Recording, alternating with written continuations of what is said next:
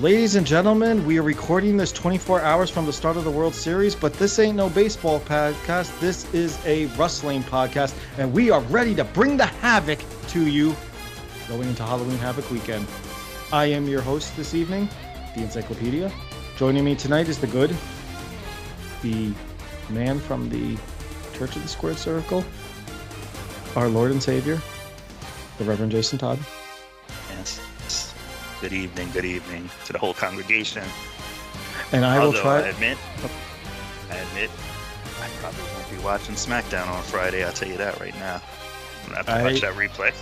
Yeah, I don't think anybody from this podcast will be doing that. But be that as it may, I'm also a very disgruntled encyclopedia because I am one of many who tried to get WrestleMania tickets and got really pissed off at the demand pricing. I literally had tickets in my basket a few times, a little bit higher than what I wanted to pay, right when the pre-sale started. And as the day went on, my friends and I, who I'm planning to go with, went back to check the tickets not even 2 or 3 hours later, and the same tickets we were looking at were available for double to triple the price. Yeah, so I'll try to keep it PG. F you, Ticketmaster, and your stupid demand pricing. And I hope the legal system cracks down on your Rudy Poo Candy Bass once and for all. Because I'm really getting sick and tired of this. I'm sick of missing shows because of this demand pricing thing. It's BS. It's bullcrap. Yeah, it's great. It's great for Ticketmaster, and it's great for the audience. And let me tell you, I know Ticketmaster fees are insane, but some of the tickets, like if you're looking for tickets around the $1,000 mark, you slap on about $200 to $250 worth of fees on the Ticketmaster side alone. It's bullcrap. No, I mean, for that, you could just fly to Vegas, go to the arena, and buy a ticket in person, fly back, and still save money. Yeah, so my strategy right now is I know the general sale starts again tomorrow. We're still in pre-sale mode. And I will check the general sale. And if I don't like what I'm seeing, I'm going to wait a few weeks, maybe even a few months, because if this demand pricing is accurate, once less people are looking for those tickets, the prices should come back down to where they should have been.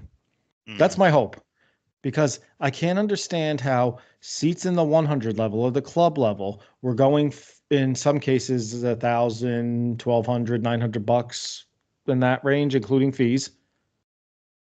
And now $1,200 for two, and this is for 2 nights, mind you, $1,200 to sit in the nosebleeds. Ooh. Yeah. No. Yeah. No.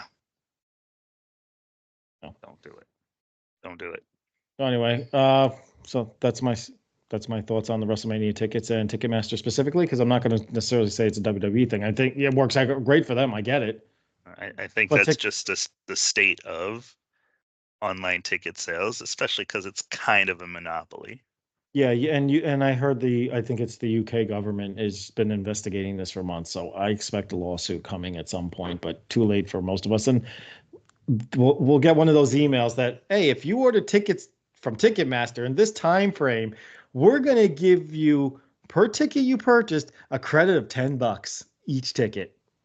Because I think they did. If you're lucky.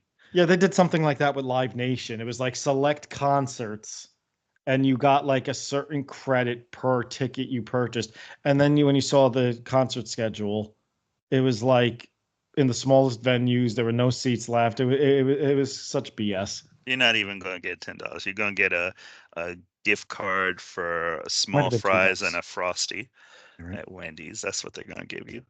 Well, hey, maybe the Undertaker's recent guest, Mr. Trump, will be giving me that Frosty and fries from Wendy's. Maybe he'll make the tour of all the fast food joints. the people that he's supposedly standing up for. All right, we don't make this political. Listen, man, this is not a political statement, but don't tell me they put that man on fries for 5 minutes and then it turned out all the McDonald's burgers had E. coli. That's not a political statement. I'm just saying. It's not a political statement. It was actually the Quarter Pounder at Burger King, though. Oh, is it? No, the Quarter Pounder is McDonald's. Oh, it is McDonald's. Yeah. Yeah. Okay. Yeah. You see, The few times I get to Burger King, it's not for the burgers. I still like the original chicken sandwich, and that's the only It is time a I go there. classic. It is a classic. I admire that, but every once in a while I like that Whopper with the painted on grill marks. So Yeah, a friend of mine used to work for McDonald's. It was his first job, and he used to bring to me in college. He'd bring me in a full bag of nuggets. Sometimes, another time he brought me the Big Mac sauce, Thousand Island dressing and relish, as if you don't know it. But literally, it was a cylinder, and it had the McDonald's logo. It said Big Mac sauce, and I'm like, what the hell am I going to do with all this? oh man, there's an old Simpsons thing where it's like the sauce was like, oh, we're out of secret sauce. Put this Thousand Island dressing out in the sun for 3 hours. Oh gosh, that's terrible. What was also terrible? There was a lot of terrible going on this week, unfortunately. And let's get into it. We just to give you a rundown of some of what we're going to talk about. Braun Breaker's once again the Intercontinental Champion. Jey Uso's Intercontinental title reign lasted all of what, 3 weeks? Samantha Irvin is no longer at WWE. We got another lawsuit against not just Vince McMahon, Linda McMahon, the WWE. Drew Gulak did not make such a smart decision, possibly at an indie show recently. Mm-hmm. And then Bobby Lashley and Lashley's WWE mad. and his feelings about WWE not doing a Hurt Business reunion. So we also got Carlito. Take your pick. Where do you want to Can we start? start with Carlito? I want to talk about Carlito. All I right. want to talk about Carlito. All right. And at some point, just to clarify where the bad is, the Devil's Advocate, he doesn't live in civilization. He does live in hell. Internet is spotty down And there. when Mercury's in retrograde, sometimes the internet cuts out. So he might come on. We don't know. Oh no. But anyway, Carlito, go for it. All right. If you all didn't catch it live, you won't catch it on the replay. I did. I burst out laughing. Yes, so did I. In a scene when Carlito is about to go to Adam Pearce to make a match for Dom Mysterio. Adam Pearce is talking to Damage Control and EO and I always forget her name. Kairi Sane. EO and Kairi are talking to each other in their native tongue. And Carlito passes them by and checks them out a bit and says, oh man, I got to learn Chinese. Carlito, if you know by now, he has been complete 100% comedy since joining the Judgment Day. And it's been great. He's been great on it. But there were some people who took umbrage with that. Apparently, it was not scripted. He maybe got a little heat backstage. Definitely, it's internet age, so definitely had some people mad online. And I believe the official word was that they were going to look into it.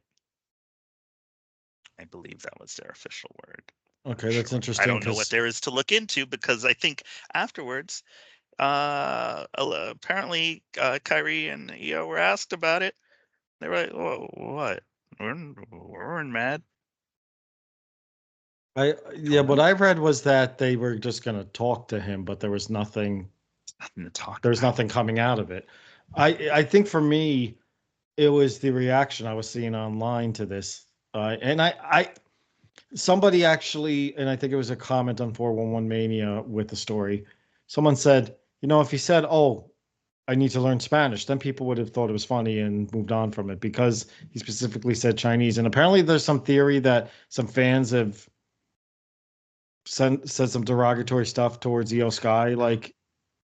So yes. So when I saw it, let me tell you what I thought when I saw it. I thought it was a callback. I don't know if you remember from a few years back, there's a viral clip of EO, when she was still EO Shirai, and she was making her entrance in NXT, and someone in the crowd said, "Go back to China" at her. And as she's about to enter the ring, she turns and says, I'm Japanese, bitch," and then does her split and enters the ring.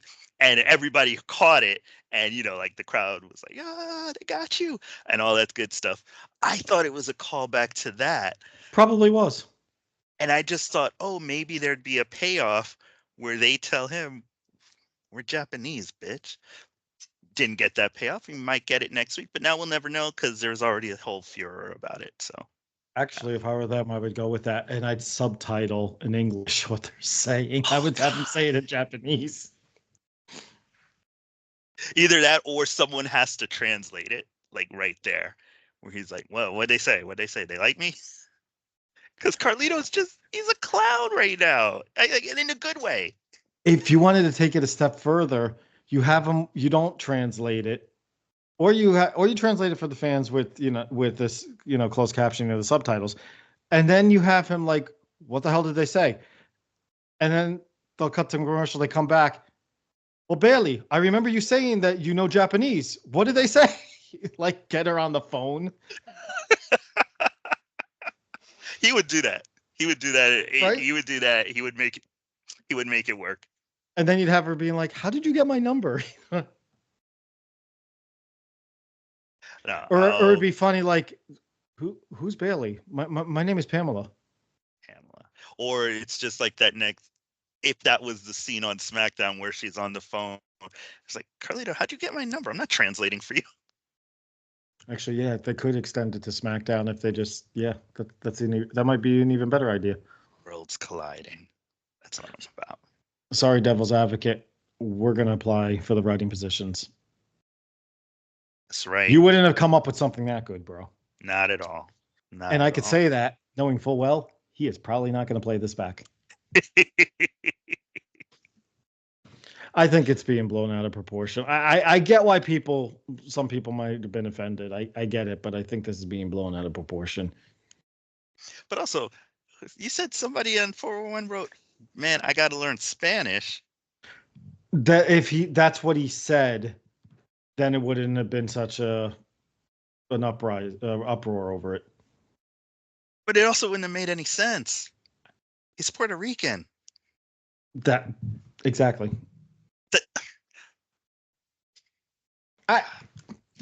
Listen, I think it was funny. I can see how somebody could be offended. I'm guaranteeing most of the people expressing offense have no business being offended in the first place. So, welcome to Twitter. Yeah, exactly. People that don't get it, that aren't directly involved in a situation get like offended now. It's like, really? They want to take it back to the era of Vince and a do-rag.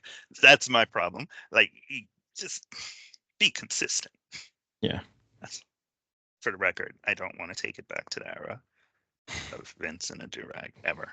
I don't think I want to take it to the Vince era period. And yeah, I think we're going in a good direction. Yeah. Better direction. Yes. Oh, okay. Who's also not going in a good direction apparently is Drew Gulak. Yeah, what did he do? I saw this on the thing. What did this guy do? So apparently he had a incident with Masha Slamovich, I believe her name is. Mm-hmm. And basically Badass wrestler, by the way. Yeah, and I believe the way the story goes is he asked her if he had harassed her or offended her in any way. And it's like, oh, is this going back to the Ronda incident Rousey with Ronda Rousey? Yeah. Yeah, and in fact, a lot of the sites were like basically referenced Ronda Rousey in the headline, not even Drew Gulak. So I think that. Oh boy. Yeah. So yeah, the exact, and there's a YouTube segment on it. But he said, at any time, did I ever make you feel uncomfortable in the locker room? She replied, no. And then he asks, at any time, did you feel I was a danger in the locker room? And she also said no. And then he said, well, you should have, and kicked her in the gut before delivering a power slam. Oh, spicy. Mm. Oh. But you know what? I don't think that was such a smart idea. I think that basically eliminates any possibility he's going to get signed by any of the big companies right now. Probably, yeah. I wouldn't touch him with that. I feel like that puts him in a worse situation than even Riddle's in. Riddle still has a shot. He's still got a Making shot. return. He's got a shot. Riddle's It's a long problem, shot, but it's a shot. yeah. Riddle's problem is he's oblivious. Drew Gulak knew exactly what he was doing. Yeah, I think there's certain things that let's just say even with time, you don't reference them again. Yeah. Yeah, that's if they'd done a storyline maybe where, well, no, just leave it alone, Drew. Just leave it alone. I will say though, that is on its own. That's a kind of vicious promo with no context. Yeah. So, yeah, and then another thing one thing that doesn't age well with time is the Ring Boys incident. Ring Boys. Oh. So, I know you were itching to talk about this one for some reason. I think you want to use your holy powers to help these boys. Actually, church Ring Boy. Yeah, never mind. Never mind. Nope. I'm gonna sit this one out. Oh no, it's. I guess it's just that now the suit has come out, and I think it's the fact that, this suit might have come up anyway, but with the timing of everything that's come out lately and the allegations that are on hold during an investigation right now, and the documentary that just came out, and everybody and their grandma coming up with a new Vince story, which is really an old Vince story, which is probably basically things we were talking about ages ago, but got swept under the rug. Damn, TKO. I'm wondering at what point they'll start to think the price of purchase was a little too much. Probably won't happen for a while with this Netflix deal, but still, this is a hell of a headache. I think it gets settled pretty quickly. Yeah, terrible situation notwithstanding, and I don't understand mentioning TK on the lawsuit. I get that they own the company now. But be that as it may, pile this on as another payout that Vince is going to have to make. And I think what really is interesting here is he wasn't directly involved. It sounds more like the accusations against him are covering it up. Yes, and I think, and I guess the question is how. I'm curious to see how they'll be able to prove that. Yeah, it's an interesting thing here. Okay, so I'm picking this up off the NBC News article. The suit alleges the 5 unidentified claimants were sexually assaulted not only at wrestling events, but also at hotels and other venues. Phillips, who was the ringside announcer at the time, lured and manipulated 12 and 13-year-old boys with the promise of meeting wrestling stars.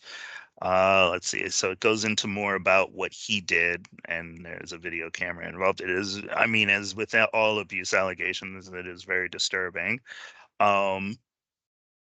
And the suit then accuses the McMahons of long knowing of Phillips' peculiar and unnatural interest in young boys, and basically saying that it's simply unconscionable that so many were allegedly aware of this abuse and doing nothing to stop it.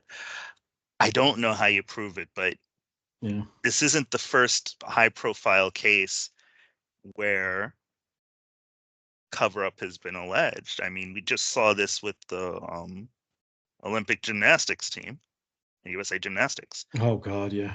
So there's a path there for something. I don't know what that reconciliation is, but there's a path there for it. It's interesting, there's things that I think we talk about the past a lot at a time, and we'll just say, hey, this was in the past. We thought differently. We acted differently. We talked about things differently back then. But that changes. And the only thing that doesn't change is the effect that these types of incidents have on, victims. So I hope there's a resolution that satisfies them. Yeah, I'm longing for the day when all these allegations are settled, we'll say, because if if he's innocent, fine. I don't think he is. I really don't, but I want to see him get his due, and hopefully these victims can overcome what traumatic experiences they've had and are able to move on. And I hope it's sooner than later. Because I mean, like going back to the Janelle Grant thing, granted that's more recent, but I can't imagine, especially with the first filing the lawsuit and then the federal government asking you to pause it because they're doing an investigation. I mean, I don't know.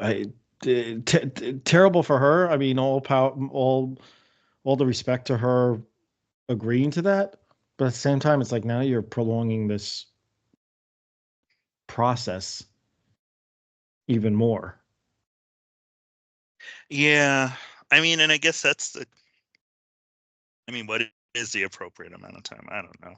I don't I know guess either. it's however long she's willing to. I think they said 6 months. They had asked her to wait. Wow. That's harsh. I mean, a lot can change in 6 months, and you get the court of public opinion on top of it. Right. Um, Listen, if it gets closer to some semblance of justice, and good on her for being able to tough that out. Yeah. I don't know. You're gonna see a lot more of these. I feel like in the next few years. I absolutely agree. Yeah. I mean, maybe WCW is lucky it's no longer in business, because I Yeah. can't believe it was only one company. Oh, yeah, absolutely. Absolutely. Oh man. So, um, Well, let's talk about something a little more cheerful. I don't think Still that terrible. I don't know. Looking at our topics tonight, I'm not sure there's a lot more cheerful. Another person that apparently has issue with WWE recently, luckily not on the level of what these men and women went through with Vince, but might be more actually directed at Triple H, maybe. And that's Hmm. Bobby Lashley felt not having a WWE Hurt Business reunion was a spit in the face. Do you agree? I'm gonna let you go first because I don't think people are gonna like what I gotta say. So be that as may. Go ahead. Um, I'll say this. I mean, I get the personal feeling, and if somebody asked him how he felt about it, and that's how he felt. That's how he felt. He's entitled to that feeling. I was a fan of the Hurt Business. I'm also acutely aware that the Hurt Business was created at a time when it was difficult enough to get talent to show up to perform because we were in the middle of a lockdown. Um, I enjoyed them. I wanted to see them in front of a crowd. To me as a fan, I did take it as a little bit of a slight that I never got to see them perform in front of a crowd and see how they would have gotten any kind of reaction, or if they would have gotten any kind of reaction. We'll never know because they only performed in the PC. Um, yeah, for him, he's entitled to that. I don't think it was just a Triple H though. I mean, Vince was in charge too at that point once they were starting to get back in front of live crowds, and they just sort of broke them up as the live crowds were returning. I more than a spit in the face, I just think of it as a wasted opportunity. But that's really it. I think MVP alluded to this a few months back too, as he was getting ready to leave. And yeah, it's too bad. I thought they dropped the ball on that, but they, they come up with other stuff. Off of that though, I don't know if you watched Dynamite. I've enjoyed the presentation of Shelton Benjamin on Dynamite and on AEW in general, where they treat him as the elite athlete that he actually has always been.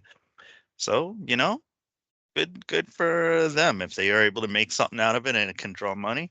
I think that's their, what's that, the best revenge? Success. So hopefully they can have success with it. I don't know. What do you think? This is going to be a harsh assessment. I don't think any of those guys were a draw. I don't think they've ever been a draw. I rarely recall Lashley getting a reaction.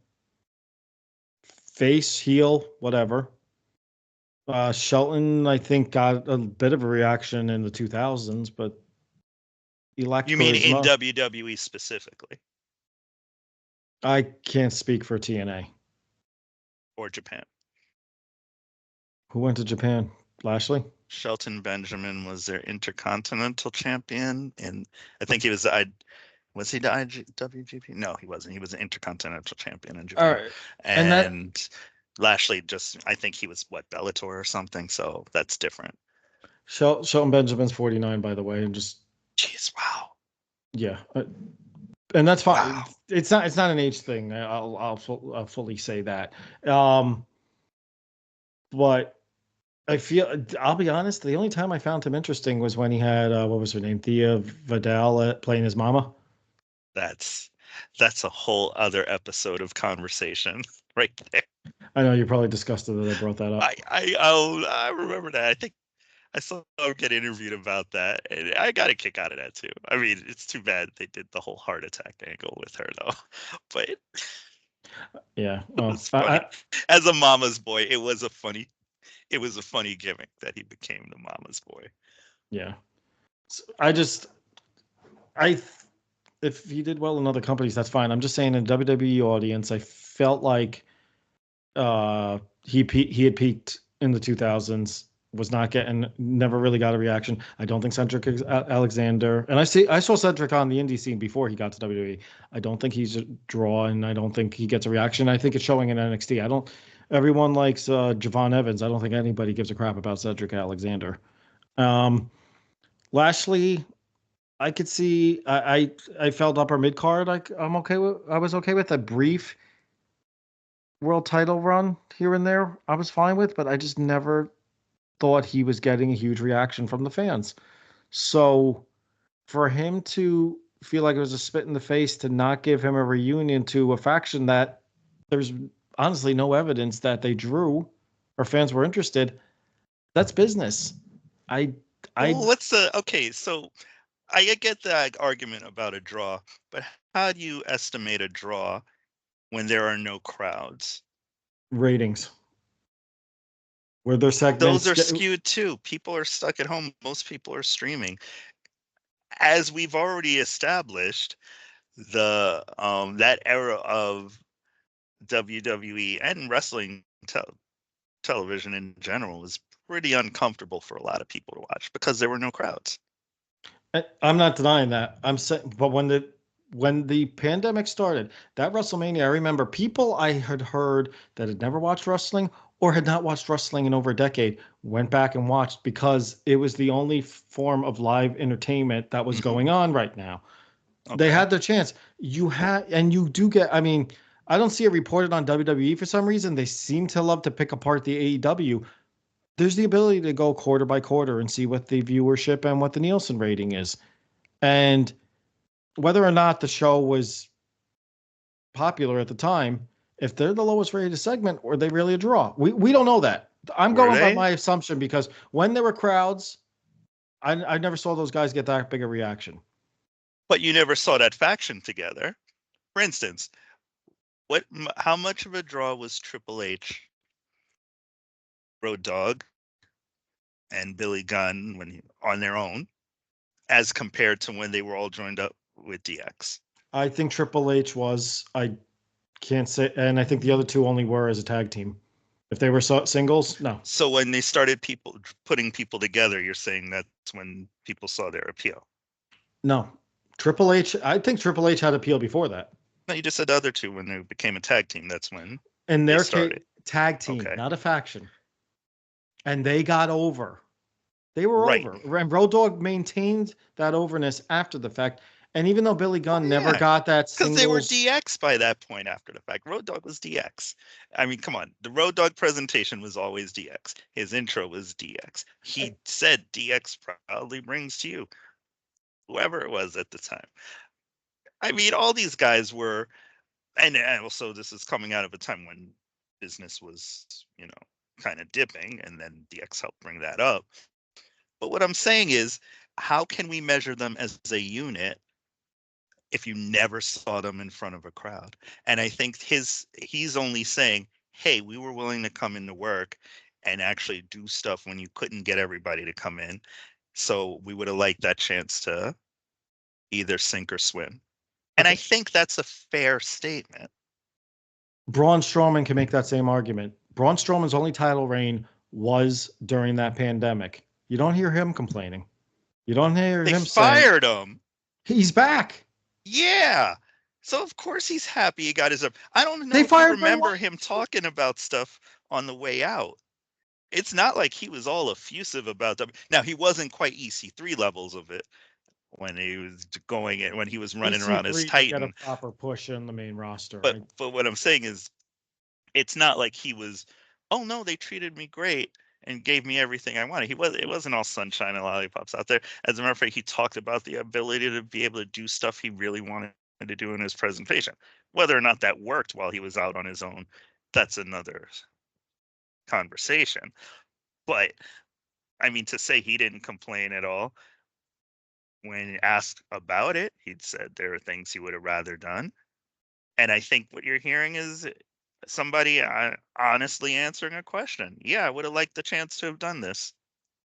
I just don't He see if said that's a big deal. He said spit in the face. Yes. That I don't think it was a If spit. you do all the If you look, overtime, I'm on the wiki page. They did hint at reunions with crowds back in. Why wasn't it done?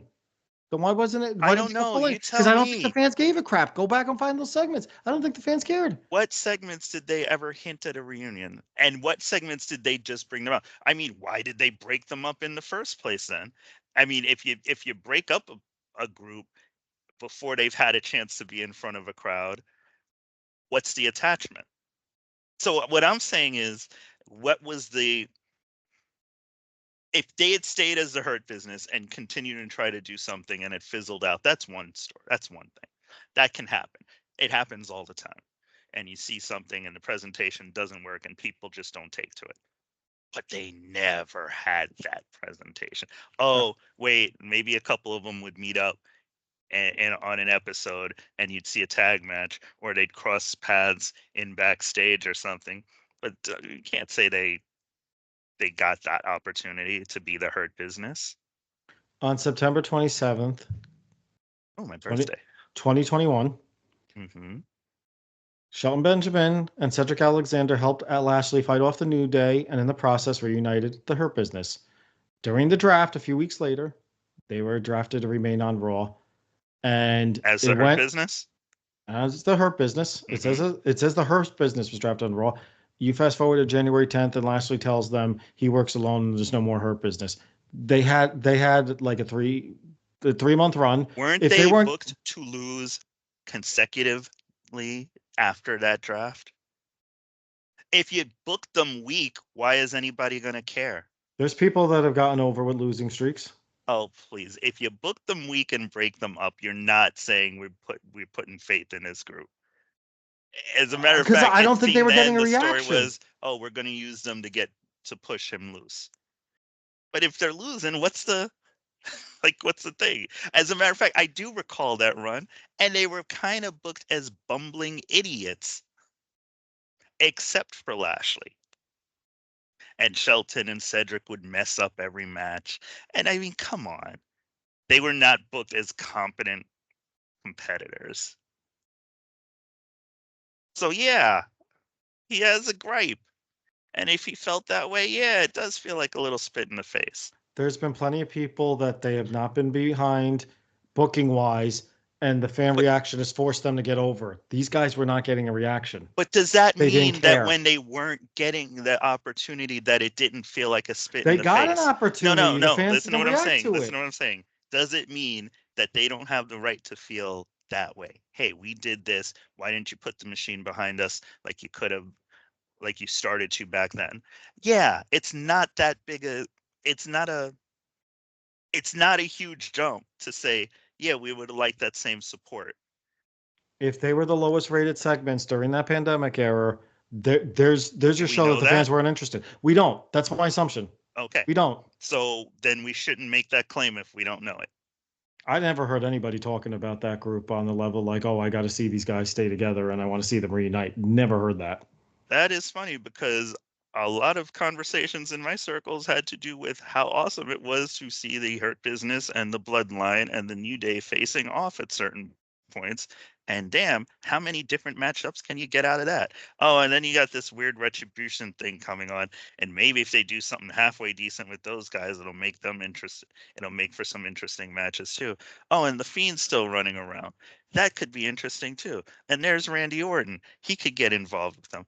Yeah, there were a lot more conversations than you think there were about it. And I just don't know if and it's not to jump on you specifically, but I just don't know if I like this um narrative that nobody was interested if nobody was looking at the ratings and there was nobody in the audience because crowds weren't allowed in the arena. I just it feels like a weird goalpost that could never be met. Why is Drew McIntyre still a main eventer then? Because during his reign, there must have What been getting does that ratings. have to do with the price of It's the beans? same thing. No, it's not. They When was he booked to why be a why would they be bumbling pushing him loser now? afterwards? Why would they be pushing him now if he wasn't When was he draw- booked to be a bumbling loser afterwards? He had a losing streak. He lost a No, freaking no. battle at He one point. lost matches. When was he booked to be bumbling and I don't inept? know. I'm going to be honest. I have no idea what you're talking about on that one.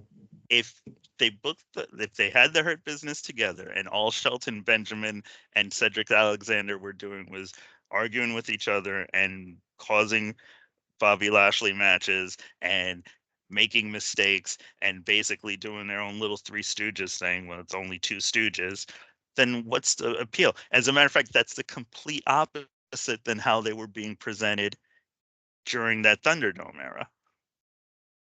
All I'm saying is if you try the same thing and it doesn't work, that's one conversation. If you make them seem lesser of a threat and then wonder why people don't take to them, that's a different conversation and can be frustrating for the talent involved. And the talent has a right, when asked, hey, how do you feel about that? Yeah, it did feel kind of a spit in the face because we showed up. And I mean, that is a big part of the quote. Hey, we showed up.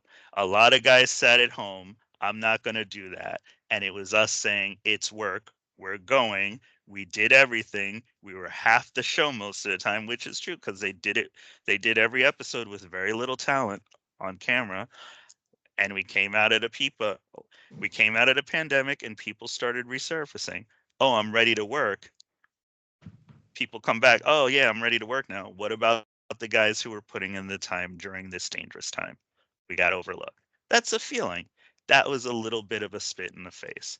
That's a feeling he's communicating. And I'm just saying he's entitled to that. That is not what I wasn't questioning him But feeling that way. but I it's was also questioning if you valid. agree with it. But it's also valid, and I feel like that has I to don't be think it shown. is.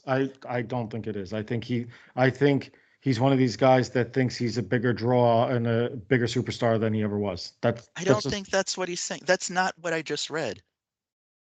People didn't want to show up to work. We came in and did the work and did everything that was asked for us. And then when people decided they wanted to come back, we got pushed back down the card. so that means in the That's the time summary of what he's saying. so that means in the time that you were all over the show, your words, you didn't convince them that you were a big enough draw to keep people's interest. Or all the time I was there all over the show Well, I was there to hold up the fort. I was there to hold the fort. Cool. But you never saw me as that to begin with. And it was going to be that way all the time. And we were never going to get pushed any further. And you can't tell me that that has never been an issue in wrestling. I mean, that's a thing that's happened on many occasions where it's been decided, well, you're not going to be the guys, but you're here right now. So go on TV and do what you can. Do what you do. But you're still not the guys. That guy is the guy. Or those guys are the guy. That's not a new thing. And there are people who feel slighted by it all the time. And Bobby Lashley isn't the first, and he won't be the last to feel that way. So Okay, it so doesn't mean just the because point of this somebody was, do doesn't you see you. agree or do you not agree? You agree with him. I I don't. agree he End of feels story. that way. I Okay. agree he feels that way, No, no, no. I'm and not. No, no, it's no. The question valid. is, do you agree with whether you think it was a spit in the face? You think it was. I don't. But it's a Done. spit in the face to him. That's all that matters. I was asking if you agree that Oh he yeah, to me, that they yeah, I that felt they it spit in his was. face. Yeah, Yeah, and that was what I thought. to me, I felt like it was a spit in the face, And I'm not trying to wrap a this up spit to because we him. spent 20 minutes on this. Well, you can fix that in post. No, I'm not going to fix it in post. I was actually thinking, oh, we might actually have an episode go less than an hour. Nope, that's out the window now. Nope, no, guarantee. No less than 67 minutes. Ever. Challenge accepted. Okay, so Yes. you agree Yes, with we do you not agree that agree. WWE Yes. spit in their face. I disagree. Okay, done. I agree On we go. that WWE spit in the face of anybody who wanted to see them succeed. That's what I agree. And I agree he feels that way, personally. I'll agree that he feels that way. I don't think they spit in his face. That's all I'm saying. And to be fair, again, that's kind of a spit in the face, isn't saying you spit in my face. That's saying it kind of feels this way. Hey, we did this, you didn't like us. It kind of feels like this. That's not a harsh statement. It's not I never want to work with them again. I wouldn't have signed him to begin with, so that's a different story. I never saw the guy as a draw. That let him go back to Bellator and do his MMA thing. That's fine too. Okay. Speaking of possible spits in the face, did WWE spit in the face of Jey Uso by giving him a 3-week title reign? That's a tough one. And We're did not the counting interfere? Rikishi's opinion, are we? Did he record an episode yet to leave one I yet? don't We might have know, beat but I'm him. We sure he might have has beat an him to the opinion punch on on it. that one. Oh, And that's what's then up. it's two questions. Was the Jey title reign worth it? Do you think this was a spit in the face? Do you think, or the other thing for Braun Breaker? They're pushing him to be one of the next big superstars. Does all that interference hurt this win for him? A lot of questions coming out of this one. That's a lot of questions. Yeah, that's a lot of factors. So I had thoughts about that too. What did you think about Jey first? I'm not happy about it, but I'm not getting up in arms over it because when he first won the title and then he started interacting with the bloodline, I was like, I could see this being a way to progress the story. I'm not happy about it. I hope Mm-hmm. that he gets back into that title scene at some point. Mm-hmm. But I guess the other side of the coin, and it brilliantly done to get the fans angry about the situation and possibly have more hate for Solo's version of the bloodline. Mm-hmm. But they could have just because they could have easily just had them interfere up the wazoo, and he never won that belt either. That's They didn't true do too, that. which is what had been happening for so long. But Yeah. they gave us a little nugget of hope. Oh, yeah, that's a good point. I I think he'll be fine, and I don't know if I mind them using this as a plot point in the Bloodline story, because that's really that's WWE's like big story throughout the last 5 years now almost. It's the Bloodline, or 4.5, 3.5 years, 4 years, or whatever it is. So I guess this is how they know they could go back to him at some point if they wanted to. even after this story is done. Maybe that's them saying, okay, we saw how people reacted. We saw how the merch moved. We yeet foam fingers and all that good stuff and shirts, and everybody loved Jay. So maybe that's them saying, okay, cool, we can come back to this if we want to, but this will also help bring the Bloodline story back into the spotlight. Maybe. I actually think this title reign might have hurt the Yeet because when he was doing the Yeet, because he insisted on holding the belt in one hand, he was only doing the Yeet with the other. It has to be two-handed. Yes, you got to Has to be two-handed. Yes. So now he can yeet to his heart's content. I don't know. Do you think it hurt the title? I don't. I mean, the Intercontinental title has been in much worse places. The one thing I did not think was, wow, they just made this title look cheap after Gunther put all the shine on it. I don't believe that at all. If anything, I think it gives some retribution to Braun Breaker because a lot of people were shocked that his first title reign lasted a whole 51 days. I don't think it helps in the short term that he needed all that interference to win the title, but that's only going to get brought up in all likelihood randomly here and there. And the only person I think would be valid in saying that is Jey Uso. Jey Uso's not touching Braun Breaker for a while now. No, because now he's in this other thing. At least through Survivor Series. So I think maybe we see the rubber match at Saturday night's main event. Got to give us a title change that night. I'll take it. Right? Oh yeah, that would be awesome. By the way, yeah, I would love that. Listen, I think everybody's okay from it. I think with Braun, we talked about this before. This is exactly what happened with the NXT title, except he didn't win it back. He didn't win the NXT title back via interference. He was also not the villain. He wasn't the heel in that. I never feel bad if bad guys win via interference. I don't. I just think in his case, they're building him up to be a future main eventer, and I feel like that means his rise up to the top, he needs to be running through people. He doesn't strike me as a character that needs all that.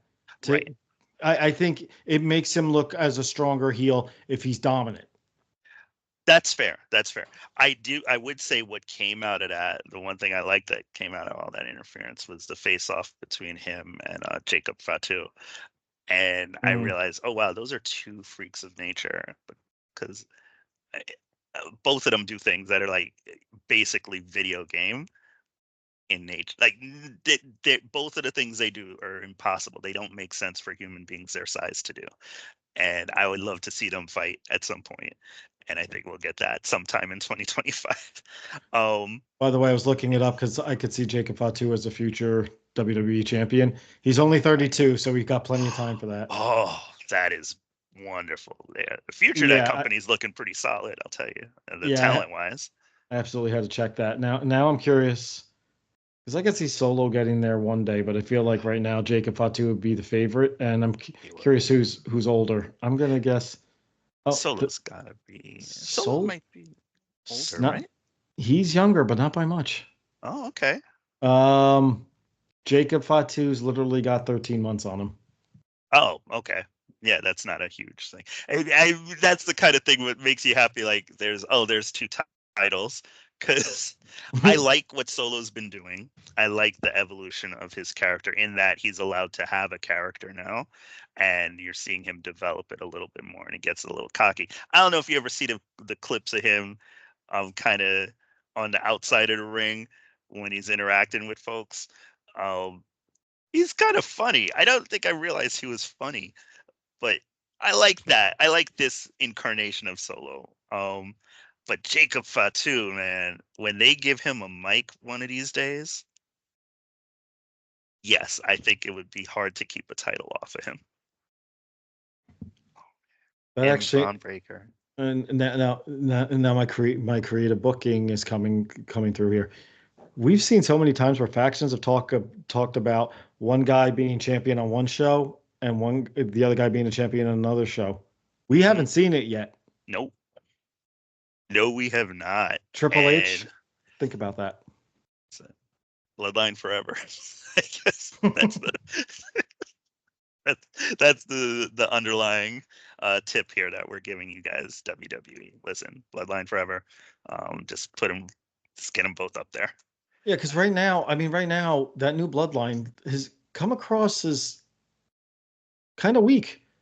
They haven't really won the It's big weird. matches. I'm surprised that I don't think necessarily Solo needed to beat Cody. That's not what I'm trying to get at, but Right. it's like they've lost so many big matches. Like Solo basically, Cody beat him a few times now. And I know they're trying to set up that eventually Jacob will turn on Solo. I mean, there's hints of it already. Like Mm-hmm. They've like when teased it. like when Cody said, "Oh, I should be defend." He called out Mm-hmm. Jacob Pot too. So I think, yeah, I mean, way down, maybe 6 months after WrestleMania down the road, I could see that happening. Mm-hmm. But yeah, uh, But to go back to Braun, I think he'll be okay. oh And yeah, and I think so. I think one of the things is he seems to get better after something like that. Like he Hmm. seems to then kick up into a new gear and show a new facet of his character and charisma and that type of thing. So I think he'll be fine. I don't think he'll be damaged by it. Um God, I think for Solo, the best thing has been him really beating the hell out of Roman Reigns, even like not in a match, but just those segments where he's beating the hell out of him lately and getting kind of that last man standing at the end of the show kind of heat. Not heat. I guess it's a shine. Maybe it's heat. I don't know. But I love the fact that people can't stand he's calling himself the tribal chief. I love the fact that Roman Reigns just can't seem to get one over on him yet. I love the fact that Jey Uso didn't have any problem with his brother, but was ready to fight Jacob Fatu like 10 seconds in, 30 seconds into a promo. I was like, oh, that's great. So there's a lot of little good things that are going to come out of it. And I don't mind the IC title being used as a story plot point. I think that's fine. Gonna be good. Still not watching this Friday. No offense to them. It's not their fault. Yeah. I do think you got, even if it's a cheap win, even if it's The Rock helping him do it, I think Solo needs to get a pinfall on Roman Reigns because as many Yes. beatdowns as Roman's taken, Roman pinned Solo the first time they were in the ring against each other. That's right. And I still think that was a mistake. I think you need to make those guys look like a threat before you get The Rock involved. Give them a little bit, and then they start getting run through, and The Rock comes in to sway the tide again. And in my opinion, has to reveal he's the one that made Solo the new tribal chief and told him to run with it. He's been behind it all along. Because otherwise, I don't know what the I don't know how you insert The I don't Rock know in there either. otherwise. I They don't got know to come either. across as The Rock was in charge of these guys this whole time. Which reminds me, what was the whole thing with The Rock? Was he taunting Cody at the end of that We don't match? know. We don't We know. don't know. Okay. I think it's going to ultimately be Roman, but we don't know because there is talk that we might see Rock and Cody. My thought is you do it at Royal Rumble. I've Mm. also read online. Then there was that bullshit rumor that Rock was going to be at WrestleMania, which I thought was hilarious when that one came out. It's like, come on. And then I've read some theories that like, oh, we're going to get Rock versus Roman versus Cody at WrestleMania, and I'm just like, no, please no. Just I do don't think Rock. that plays as Rock and well. Roman without a title is one of the night's main events. It's got to Hmm. be that. That's a huge match. It's it's supposed to have happened the last two WrestleManias. I agree with it not happening last year. Totally get why. I was one of the fans that was really bent out of shape about the whole thing, but I don't Hmm. think you put it off another time. At some point, it's like going back to Lashley. I think there was dream matches with Lashley and Lesnar. We wanted to see that Yes. for years, and then the one time I think we saw it, or Yep. did we see it twice? We got it. Oh God, We was got it at Royal twice? Rumble, and it was like Screwjob City. Was it the low blow or something? I can't remember. It was But something whatever it was a cheap end. It was a cheap ending to the right. match. And then I think the rematch was a disqualification or something like that, and they never did follow that. Yeah, you're right. I think you're right about that. Yeah, that was another one of those where it's like, oh shit, right? They're both kind of freaks of nature. You know what? Let's see what happens. And I would love to have seen a resolution for that. Oh, yeah, that.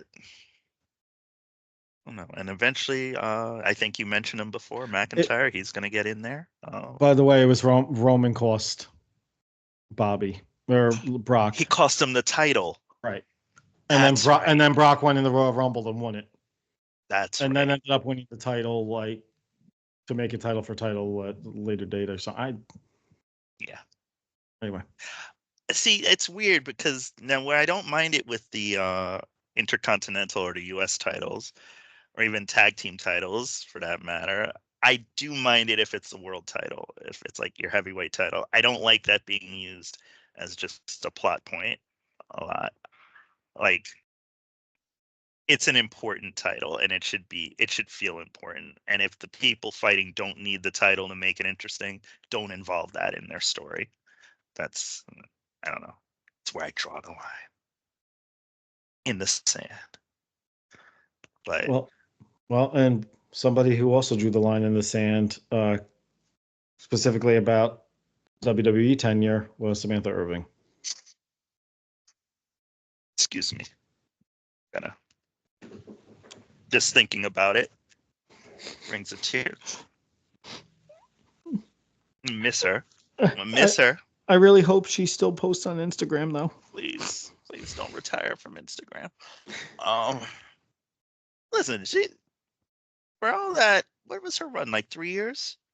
Uh, Well, I guess she was in check in with. NXT for a bit. She was maybe in NXT for a couple of I years, think but yeah, I think right. Uh, really she's 35 years old. I figured she was younger. yeah, 35 sounds about right. That is young still. Let's see. She was hired in April 2021 as a ring announcer for 205 Live. Okay. Uh, and then was ring announcer for NXT on the USA Network. And in January 2022, so less than a year later, she became the ring announcer on SmackDown. That is amazing. Right away. I'm going to be very bold. I rank her as the number 2 ring announcer of all time. I Okay, put her behind. Howard Finkel. Fair. And I Very could, if fair. people said the other way around, I mean, I don't agree with it. I think that's a stretch, but I could see why. Yeah. Uh, yeah, because I keep thinking of, I mean, we had Tony Chimmel, God, WrestleMania 10, I think it was the guy's name was Phil Moore, I think. Fillmore. Okay. I Lillian Garcia had a whole era. Lillian Garcia had a whole era. I know recently we've had Mike Rome, we got Alicia Taylor. Mhm. I Uh, do like Alicia Taylor, not so much as her. I like her title match announcements mhm, because she does them in such a way it feels like you're watching a Thunderdome match, not mhm. not Mad Max Thunderdome, not 2020 Thunderdome. Like it makes it sound like you're about to watch a pit fight happen, and I enjoy that. Like it's a very guttural thing she does, but man, I'm gonna miss Samantha Irvin. Who's gonna announce Chelsea Green? So uh, Alicia Taylor, Yes, Alicia Taylor. she She's in. she does do the Chelsea and then Green, so she's Yes, kind yeah, of doing she it. does. That is a different take on it, and I do like it. But I thought Chelsea Green should do the Derek Jeter thing. And Mhm. remember when Bob Shepard passed and he just used the recording. Oh, Derek And Jeter, yes, yeah. I think Chelsea Green deserves that treatment for her ring announcement. And no matter who's announcing, it could be anybody announcing that day. When she comes to the ring, it's the Samantha Irvin. You know what would be a great segment? And it can't happen right now because they're on opposite shows. Lillian announces Chelsea Green and doesn't do it properly, and Chelsea stops her and says, "Do it properly." And Yes. Yes, I'd love that. Because I'd it'd be love kind of that. funny seeing Lillian Garcia trying to duplicate that. I don't even know if she could now that you mention it. I think I think she could, but I think it would be not on the same. It wouldn't be close to the same level.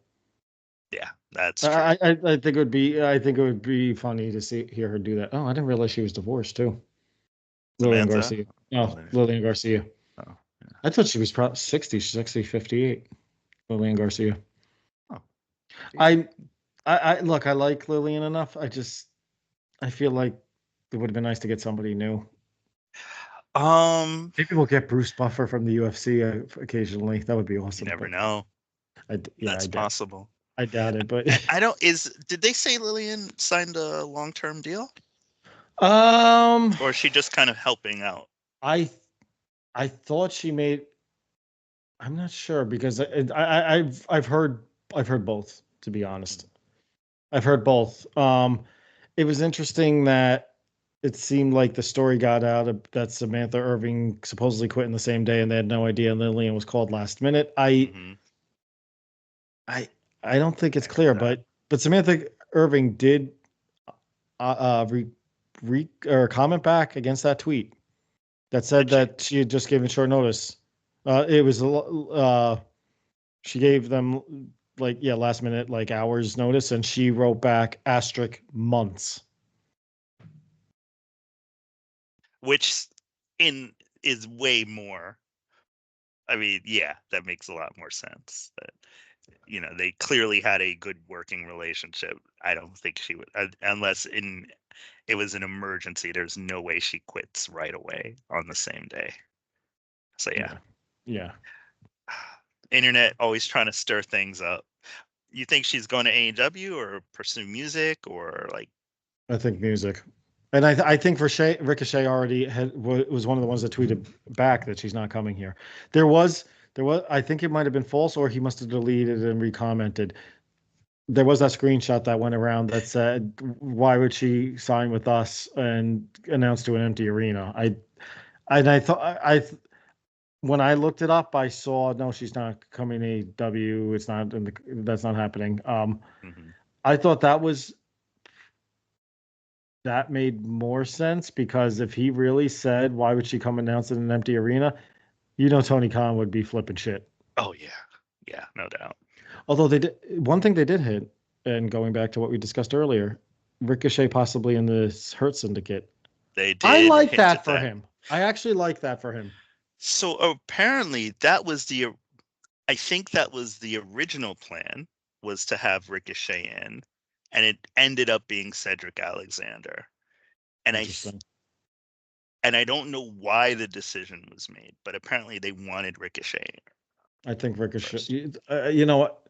As much as I knock Ricochet for not really being charismatic and me not thinking he's that exciting, I think he would have done, and I think her business would have looked even better with him in that role instead of Cedric Alexander. So Yeah. I could agree with that. And he's one of those guys. He's not gonna be. It wouldn't hurt him to have a mouthpiece. No, Like. absolutely. Although he's doing better than I thought he would in AEW as far Mhm. as the promos are concerned. The other thing, and I don't like I said, I think Shelton's obviously in my mind well past his prime, and he had a really good match. But to have him going over Sammy Guevara, I'm like, God, that guy's stock's really fallen far. I don't know. I'm interested in I'm that. I'm curious curious about that. because How I don't see Benjamin getting that big a reaction by the AEW crowd, and I'm curious. The AEW crowd, for that's the a most second part, match. hmm? That was his second match in the company, I don't think the Sammy first one got. Guevara. So it was Oh, Leo Rush. And yeah. okay, fine, he destroys Leo Rush. That makes sense. I really could Like, care less about Leo Rush because well, he's got it's a not big even mouth. that. Just by I put Leo nature of Rush the in that matchup, he Enzo should destroy Amore him. category. They both got big mouths and they think their shit don't stink. But Sammy Guevara, I mean, he's a multi-time champion in the company. He's one of the quote unquote pillars of Not anymore. AEW. Not anymore, I guess. No. Um, but what was it? MVP was yelling at him. That's why you don't play with your food. Like, And it was true.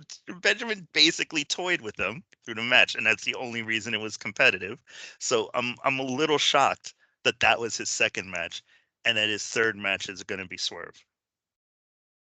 Well, you know, odds are Swerve's going to win, and that's when Lashley's going to debut. I'm curious. I'm very curious, and I know how you feel about Bobby Lashley, and there's fans that do like Bobby Lashley, and I'm okay with that. Yeah. I'm curious because the AEW fans are usually the wrestling marks. Mm-hmm. I'm always curious when they bring a guy that was, let's be honest, loved by Vince McMahon, big muscular guy, Yeah. going against the mold of what the pro wrestling fans want. I'm really Mm-hmm. curious to see how they're going to react to Bobby Lashley. I am too. Because you notice those guys aren't the most over in the company. Those big muscle guys, they're not. They AEW, that's not who they center everything around. But what I also realize is that I don't know if you've noticed this. I don't think I realize how much smaller a lot of.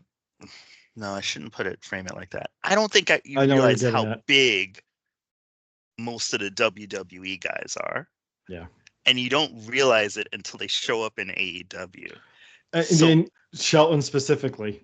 Shelton and Right. MVP standing next to Swerve, who I recall as being pretty big, and MVP is not towering over him, but he's got a higher eye line. Well, I was like, wait a minute, what? well, don't What forget. is this? Yeah, you know, in the end, I think, you know, we know how I feel that Swerve and Hangman took it too far recently. But Mm-hmm. be that as it may, Swerve, I felt like they viewed him as nothing more than a cruiserweight, at least as far as Vince was concerned. Yeah. He didn't get a real shot. You want to talk about somebody that didn't get a real shot with WWE, Yeah. especially when he got to the main roster Yes. with B-Fab and Top Dollar and Ashante the Didn't Adonis. last 5 minutes. And then they brought back and I get it, Swerve had already signed, but they brought back Top Dollar, Ashante the Adonis again, hit row. And B-Fab, yeah, hit row. And I kept thinking the one guy that probably made that group interesting was the one you weren't able to get. Yes. And I think, don't get me wrong, I think Top Dollar actually, I got a kick out of him. I like the guy. Yeah, he effed up that time going out of the ring. He was green as fuck. Also, he had Right, no business trying to do that at that point. folks. By the way, I want to point out he cursed before I did this week. Really? Yes, I've been trying to keep it PG, sir. So now when I upload this video, I have to check the box that there's adult language. You should put I'll take a photo and you could put like the ampersands and symbols in front of my mouth to show that there's going to be foul language this episode. Yeah, but in the early days when it was Stevie G, Freddie, and I, anytime Steven cursed, because in the beginning we really didn't curse, I actually would insert the bleep noise. Well, I would be honored to be bleeped out a couple of times. I'm sorry, I don't have time to bleep out this video. Also fair. I did it for audio. I bleeping on the. I mean, actually, it wouldn't be that hard, but I think I did it more because it was funny when Steven did it. Fair enough. And then I used to get a kick out of I think it was Z100 and Elvis Duran show. They would sometimes do unnecessary censorship. Maybe it wasn't them. It was one of the New York DJs, and it might have been Paul Cubby Bryant on one of the other ones. And yeah, they would just randomly censor out words just to make it sound like it was worse than. And you knew, if you knew the song, you were like, "There's no cursing in this. What's going on here?" Yeah, I had a kick out of that too. But to your point, yes, Swerve, who I honestly don't think they knew what to do with when they called him up. I think Vince didn't. Well, that's what Vince didn't know what to do with him when they called him up, and yeah, that was definitely a missed opportunity, and I think Triple H would have wanted to get him back if he could have. He's one of the guys that I think he's better off. He's one of the guys that made the switch that I think did benefit. I'd argue guys like Miro, Malachi Black. There's a few of them that are in AEW that I feel like they thought that they were going to be main event level superstars in AEW, and I feel like they're kind of in the same spot. Like this week, I I was getting frustrated watching Dynamite because in my mind we got two jobber matches and one of them involved House of Black, and I was like, man, I was like, if I'm Malachi Black, I'm saying, if he thinks this is better than what he was doing in WWE, I don't know what to say. I think he's just saving up for retirement. And you know what? I respect the guys that are taking Tony's money and running with it. I don't blame them on. But if you creatively said WWE dropped the ball with you and now you're in AEW and it's the same thing there. Well, then you can't say anything until you leave. I guess that's what. No. I get that. I totally get that. But I that would also make me think, gee, maybe I wasn't as big as I didn't have the potential I thought I did, because the two biggest companies in the world don't seem to have faith in me as a main eventer the way I thought I was. That's an interesting premise, because now, all right, so we have how many people who've made the move over? You have Cody Rhodes, of course. He moved back to WWE, but he was kind of WWE before. You have Ethan Page. Well, he came over and became NXT champion. Well, he did. Yeah, he went the opposite way. Actually, I would say with Cody got himself big before AEW. Yes. And between his AEW and WWE run on the indie scene and New Japan. That's absolutely correct. I mean, you probably don't get an AEW without him having done what he did during his run. Well, let's make this an exercise. Because we've already surpassed the 1 hour 7 minute mark you predicted. Jon Moxley, bigger or smaller than WWE? Bigger. Okay. I'd say same. Yeah, I'm gonna say bigger. Maybe it's a wash. Okay. I don't know, but he's a top guy. That's the difference. But I think he was a top guy in WWE. You know what it was? He wasn't always the top guy, but he was top guy enough where I feel like more eyeballs were on him in WWE as the top guy. In AEW, I think it's. I'll count that as. I get what you mean. It might be. Yeah, it might be. All right. Mercedes Moné. I feel like it's a step down for her. Tough. It's tough to say. I don't think the fans are buying into her. That's what I think it is. I feel like her reactions as Sasha Banks. I mean, she was a star. Yeah. As Sasha Banks. Mercedes Moné, she acts like a star. Yeah. On TV, but I don't know if she's really that. And so, because I really like, and I really like her. I really like her. But I watch and I'm like, she's not bringing anything to the table. If anything, she's doing her Sasha Banks character with a different name now.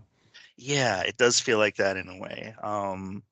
And while I do know it takes time to adjust, and the worst thing that happened was them announcing her before she could even wrestle a match. So you were just getting her sitting on the sidelines. I'm like, I don't know. That might be a wash. I don't know if it's a wash, but the match, not having the match, I think they could have brought her in differently. I think the problem is they kind of inserted her in there right off the bat, even though she couldn't wrestle. Where if maybe she was just making appearances or commentating, oh, I'm scouting my competition, or not even I'm scouting the competition. Well, I'm the CEO. I'm scouting these people working for me, something like that. This is my division. I'm the CEO of this women's division. Blah blah blah. Just causing static everywhere. That would have been interesting. And it's funny now because I feel like if it happened like in this half of this year, they might have done that. Because it feels like they're doing a little more world building in AEW now. So they might have thought to do it that way. But back then, no. So yeah, I feel like it's a bit of a step down too. All right. Claudio Castagnoli. Oh, that's tough.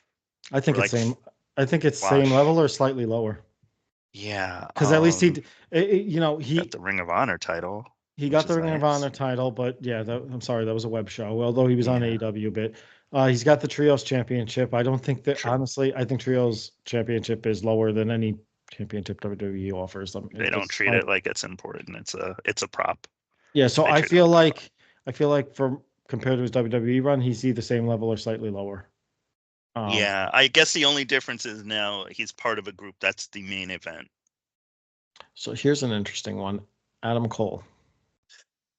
That's hard. I think he never went to the main roster. So let's compare it to his NXT run. Yeah.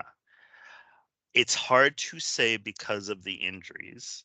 I think, I think in his case, I would say his NXT run, he was a bit, he was a bigger draw and more focused on. But Yeah, at the same time, if he hadn't gotten injured, I don't know. And he did get that run with MJF last year. that's true. And I mean, people were buying into that. So And I would say slightly lower or even. yeah, I would go with that. I'd lean towards even on that. And it's only because of the injuries. We'll never really know. Okay. And then a next one. Don't tell this guy to break a leg. Adam Copeland. He's there for like 10 minutes, man. I think same level. I Yeah. think he still was big enough that the fans were viewing him Yeah. as a main eventer. Yeah, I guess so. You know what it is though? You main event WrestleManias, multiple WrestleManias, it is hard to get higher than that. I get it, but the other side of the coin is he's also later in his career. I think the respect is still Yeah, the same. I think so. That's what I'm trying to get at, I guess. Yeah. Yeah, that makes sense. This is going to be an interesting one. The Redwood Big Bill. I'd say bigger. Bigger. Yeah. Yeah, somehow bigger with Which a dumber name, bigger. Yeah, and that's the funny thing. It's not like the barometer was set real low by his WWE run. I don't think. Yeah. I think right when they were ready to really try to give him at least an upper mid card shot, then O'Brien, and then unfortunately he was going through some stuff, and yeah. Mm-hmm. Yeah, he's better off. I didn't even know if I bring this one up. Daddy ass. Wow. I mean, yeah, it's a step up because his career has no business being what it is right now. He should. I think if he were in WWE, he would have faded off into the back. He wouldn't have merchandise. He wouldn't have had the trios run at this stage of his career. The last New Age Outlaw run, I don't think really did them any favors. I think at that point the fans were like, all right, the act's over. Yeah, I think this was great for him. I would say not as big as certain times in his career, but bigger than his last couple, the tail end of his WWE run. Mm-hmm. I would say after the New Age Outlaw split up the first time and he did Badass Billy Gunn, and that didn't work out on the main event level, and they brought him back as the one Billy Gunn. I feel like it's bigger than that. It's bigger than parts of his WWE career, not necessarily all of it. Let's put it that way. Is he the most successful out of the folks his age right now? Right now? Or you know what? Right now, it's not fair to say. If I were asking this question last year, it would be a definite yes. But now it's like he's a little less in the forefront. Well, I mean, if we're going age, what? Oh, he's actually got 7 years on Jericho. Yeah, I don't know. I guess I could agree with that. Yeah, we're gonna be here all night with this as I'm scrolling through this list. Let's skip. Well, no, actually, you know what? Bryan Danielson. I think it was near impossible for him to reach the level he did in WWE. Yeah. Yes movement is, I mean, this is a thing because of his run in WWE. Yeah. It's hard to top that. Yeah. I don't think there's anything he could have done. I think Wembley was close. The closest he's gotten, but yeah, it's not the same. I agree. And it's not that it hasn't been a high. It's just that, again, he was WrestleMania for a year. Yeah. Buddy Matthews. I'd say slightly higher. Yeah. And again, stopped by injury. And I think a lot of guys came into AEW, got injured right away, and it was really weird and had really long injuries. But yeah, I think he gets the mic a little more. A little bit. He gets to show out a little bit. Yeah. I don't know. That's he just called out Adam Cole. Yeah, that was interesting. Yeah. I don't think you get that match in WWE. No. I'm gonna say bigger on these next two. FTR. Oh yeah. I think absolutely bigger in AEW. Absolutely bigger. Here's an interesting. The next two are really interesting. Chris Jericho. I'd s- I'd say I put him same level because I felt like he had his world title runs in WWE and AEW where he was the top guy, and he's had his time as upper mid card in both companies. I'd say same. Chris Jericho is an institution in wrestling. He's always going to be Chris Jericho. Hmm. Yeah, I don't think it changes no matter where he goes. I think he changes. Yeah, I'd argue that he changes his character too much in AEW, but A little bit, but he's still Chris Jericho. Even yeah. it's weird. Yeah, I agree with you on that. It's pretty even. Yeah. Christian Cage. Better, Yeah. bigger. I think the potential was there. There was hints of it in WWE for him to be as big as Yes. he is now, but Vince never believed in him. So Yeah, and he came up with something that I don't think any of us ever saw coming.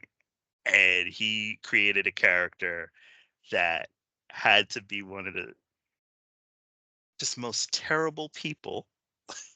He's one of his character is one of the most terrible human beings on television. that's true. Yeah, Um, way better. I actually was going to skip past this name, but what the hell, Colt Cabana? I say bigger, and that's not saying much. Well, we'll leave that one. Leave Okay. that one. Ace Steel did pretty well for himself. I'm I gonna mean, say all sorts of guys. I'm gonna say lower, and I think in this case it's because of this guy's role with the company and his Yeah. age. Dustin Rhodes. That's what I'm saying. Yes. Lower, Yes, I and agree it's lower, and and I that's think fine. it's just because that's where it's headed. His Yeah. career's headed. And I'm kind of glad it's like that as Dustin Rhodes and not as Gold Dust. Yeah. I think that's good for him.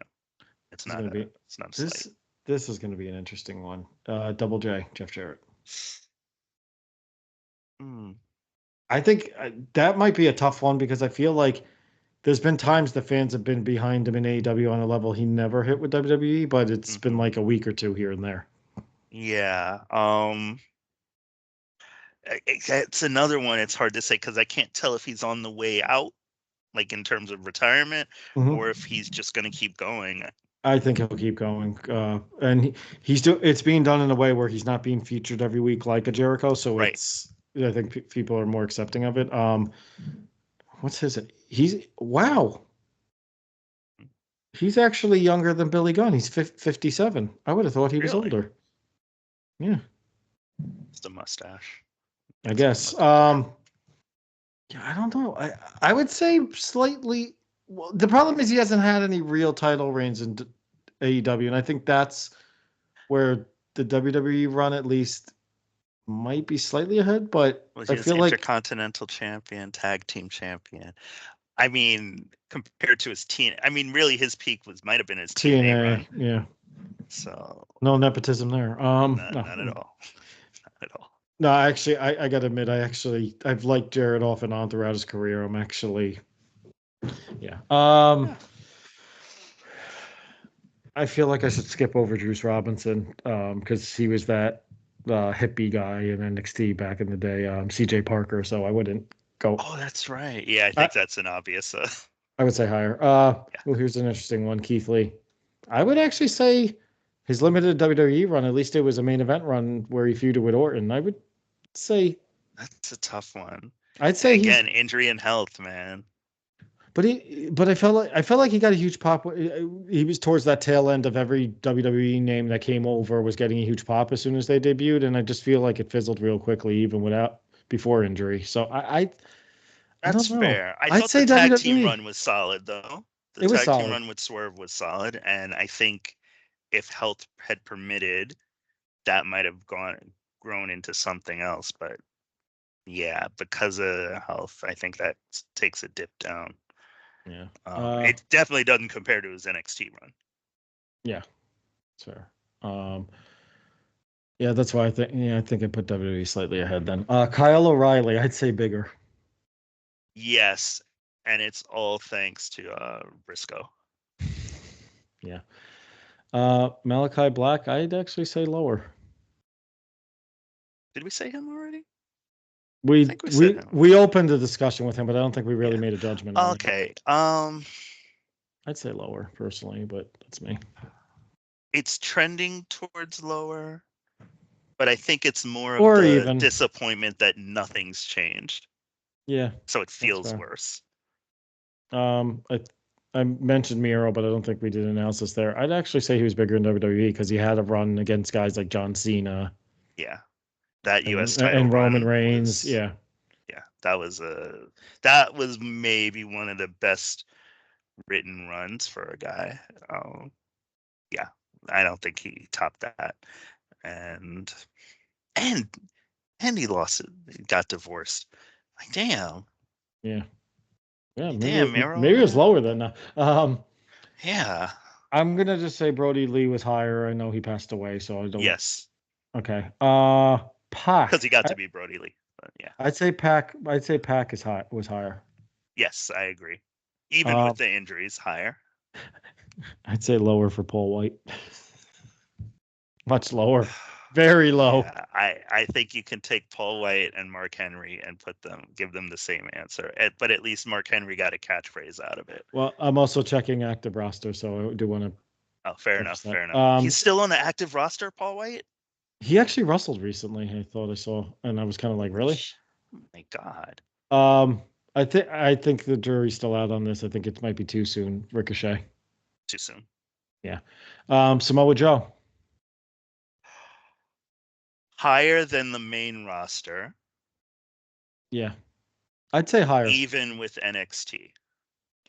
I would say higher because I think AEW, at least during his title reign, compared to the NXT run, which was on a network, I don't think we could really determine by viewers, for That's example, and true. ratings. I'd say higher. Yeah. And I, they clearly trust him. And that is always the worry with them. Now, I don't know if it sucks. Well, actually, it wasn't all injury for Samoa Joe in AEW. He ended up getting like a ton of TV work, which is why he wouldn't be there. So, yeah, I think this is definitely higher. Yeah. yeah. Too early on Shelton Benjamin. Blah, blah, blah. Yeah. Too early. Sting. No, we're not going to go there. Sting was bigger in AEW in some respects, but WWE was a bigger audience, so Yes. I'll call that one a wash. Undefeated though, or never pinned. Yeah. I'm not gonna count Trent Beretta on this one. I'm gonna say, oh, we got women. I forgot. Swerve Strickland. Swerve Strickland, I'd say bigger for sure. Yeah, way up. Okay, so here's an interesting one going over to the women's side. Athena. I'd say bigger now. Is she? I don't know. Well, from the main roster, definitely. Yeah. I would say Even even with NXT. NXT. I don't know. She's what, I mean, two-time champ with NXT, I think. yeah, it's hard with her because she's in the middle of well, maybe not in the middle, but she's having the longest Ring of Honor Women's World Championship reign of all That's true time. too. That would But automatically say higher, but it's she's like not on the nobody can main. see it. Yeah, at least in WWE, she was actually on the main roster for a while and got a few title shots on Hmm. pay-per-view. So yeah, I don't. Yeah, I think in terms of I'll be TV nice and say time, even. I'll say even. Yeah, because she yeah, does. Because she's not on like AEW does feature the Ring of Honor champions here and there. She yeah, never she's gets on never it. there. Never there. So Here's an yeah, in that case, it's lower. But in terms of, I guess, ring stuff happening higher, I don't know. That's a hard one. yeah. I'm trending towards lower. Yeah, I'd say even or lower now. I initially Mm. said higher. I'm gonna skip over Dr. Britt Baker because she was only on once. Deonna Purrazzo, I guess I'd say higher, but I don't think the bar has been set that much higher than her WWE run. Yeah, And she's I'm on kind of like sad, and two I'm kind of steps sad to up. see that because I will admit that I really am obsessed with her in some respects, but I just feel like her promo ability is not there, and this whole virtuoso thing, I just don't think the majority of the fans get it or care. I mean, Well, I love told you I it love the wasn't woman. only a few weeks. Huh? A few weeks ago, that's the first time she ever explained what it meant. Yeah, but then when I was like, and yeah, and I heard the explanation, and I'm like, that doesn't really do it for me. right. But if If she she had did something more started with simple, that, like she could the have elegant built. Deonna Purrazzo or something like that, and she was doing the Yeah, same thing, something like that. I think she might have overthought it. that's fair. I'm actually curious to hear her interview with Chris Van Vliet that just came out because apparently she goes into body shaming, and I feel so bad for her in that respect because I really think, I mean, if you watch her on Instagram, the girl definitely busts her ass, and I don't think Yeah. there's anything wrong necessarily with having a different frame. Um, She was. Oh wait, was she in WWE during the Kevin Dunn era? Because then I'm sure she heard some sh- terrible comments. she didn't get on the main roster though. She barely got. I think she was complaining about her NXT run, and they just decided to Mm, cut bait. got it. Um, we already covered Mercedes Monet. Anybody else on the women's side that moved over? I would say Marina Shafir is bigger, but that's not saying much. The last few weeks, maybe Yeah, way because bigger. Yeah, solely because of yeah, this run with Moxley. Mercedes Martinez. I don't think. I think mm, I'd say even. I don't think she's been the yeah. focal I point on think either. even she did have a pretty good run there for a bit in AEW. I feel like, but she was more like an attraction. It seemed. I don't feel like on the And main it, AEW roster she's done much of anything. yeah. And if I have to ask, is she on the main AEW roster? That should answer the question. Here's an interesting one. The expecting mother. Never thought I'd be saying that. At least at this point of this lady's life and career. Ruby Soho. That's right, Ruby I'd Soho. say. I'd say bigger. Bigger in Yeah. terms of name out there and presentation. Never got the win. Um. Oh, here. Actually, yeah, we still got a few more here. Soraya. I'd say lower. Yeah, I feel like she started off where it was gonna look like it was bigger, and it just didn't get yeah, there. agreed. Serena Deeb. I feel. I think just because of straight edge society, I would say bigger in WWE because I think she nailed that. This That was professor, such a great run. yeah, this professor of wrestling character, I don't think is. I honestly don't think fans care, and I think it showed. She was cutting a promo, and they just like totally shit Yeah, on it, and she was supposed to be the face. yeah. Well, also, I mean, poor thing had to go against Timeless Tony Storm, who should be next on our list. And I think the We're answer almost to that there. question is We're obvious. almost there. Yeah, Yeah. but yeah, Serena Deeb. I mean, except that she wrestles on TV now, and I don't think she really wrestled much on WWE TV at any point. Yeah, I was here and there. Yeah, maybe I don't during the know. Mae Young Classic, that was it. I'd still say bigger in WWE, but that's just me. And I think it's because she was getting a reaction straight out society. That's Um, fair. I'm going to say bigger on actually the next three. All right. Ty Mello. She was in WWE? She was in NXT. Okay, well, if I got to ask, that answers that question, then yeah, clearly bigger. The former Frankie Monet, Taya Valkyrie. I'd say bigger now, which is not saying much. Yeah, I think just Taya Valkyrie in general is bigger, regardless of her And time in the. yeah, which I think sucks because I actually saw a lot of potential in that Frankie Monet character. Hmm, I really was entertained by that, even though I thought the wrestling could have been crisper and looked more stiff than it did. Tony Storm, hands down, we'd say bigger. yeah, I no don't think there's question. any argument there. I was, if we want to keep this going, we could start doing announcers. Haha. Yeah, there's not that many. I, Jim Ross, I'd say bigger WWE, but I don't think that's necessarily a bad thing. Yeah, no, I think that's just a matter of time. Taz, however, I'd say as an bigger now. announcer, bigger now. Yeah, Yeah. Justin Roberts, the ring announcer. the Dapper Yapper. He has a I, nickname now. I'd That's say it. He's I'd say bigger. bigger now. Yeah. Yeah, Which is amazing because actually, for a while I would have had his at number two behind Howard Finkel. I think now I'd probably knock him down down to three or four. that's fair. Nigel McGuinness, I'd say bigger now for sure. Yeah, yeah, and got the wrestling run out of it. I'm gonna skip the next person in the list, and come back to this person. Tony Schiavone. I'd say bigger now, at least compared to his WWE run. His Oh WCG yeah, yeah, yeah. and even his WCW run, I'd say still bigger now. I think the fans respect him more or appreciate him more. And that's fair. That's a fair And also, statement. it seems like his role is to conduct interviews and end up getting verbally abused by whoever he's interviewing. And yeah. Then back out indignantly. Right. So here's the one that I think is going to be a tough one. The remarkable Renee Paquette. I mean, she uses her real name now, Renee Paquette. Versus Renee Young. I don't know. This is a tough one. I feel like she was on TV more with W. She had the shows. She had the run. The talk show. She had that run. Like she had the run at the desk commentating, which didn't work out, but okay, fine. She still had it. She had the smack talk. Yeah, and I'm probably in the minority. I actually thought she did a pretty damn good run at the desk. Rob will not agree with me, so I'm giving you Rob's feedback right now.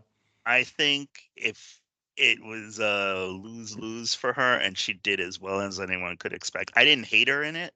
I just thought 3-person booths don't work. And that's a different issue. You know, they managed to make it work in AEW somehow, and I think it's because they all have good chemistry with each other and nobody's screaming in their earpieces. But you know, she had Talking Smack, Raw Talk. She had like the internet stuff going on with I don't know. I feel like maybe even. I'm going to say even for her. I'm going to say WWE slightly ahead, but not by much, just because I felt like you pointed out all the different avenues she was involved in, where now I think she's just a backstage interview in a YouTube show. I think she's happier now. I think she's absolutely happier now. Although I think it was during her WWE run that her husband boned her over the balcony in Times Square. I think she actually talked about that on the podcast.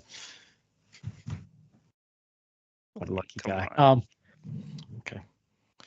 Yeah, and now on to the referees. Oh, good. There are none. Nothing there.